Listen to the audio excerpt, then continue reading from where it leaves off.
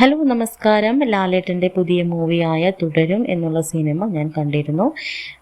കഥയും അതിൻ്റെ അഭിനേതാക്കളുടെ പ്രത്യേകിച്ച് വില്ലൻ കഥാപാത്രവും എല്ലാം വളരെ നന്നായിട്ടുണ്ട്.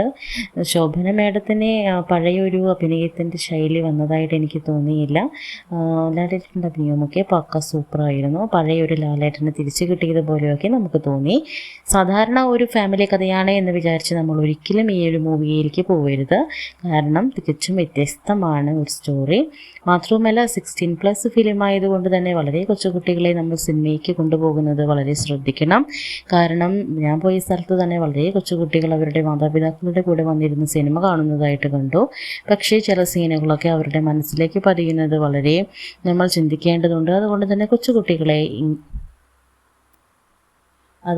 കൊച്ചുകുട്ടികളെ ഇത്തരം മൂവികൾ കാണിക്കാതെ നമ്മൾ ശ്രദ്ധിക്കുമല്ലോ. Thank you.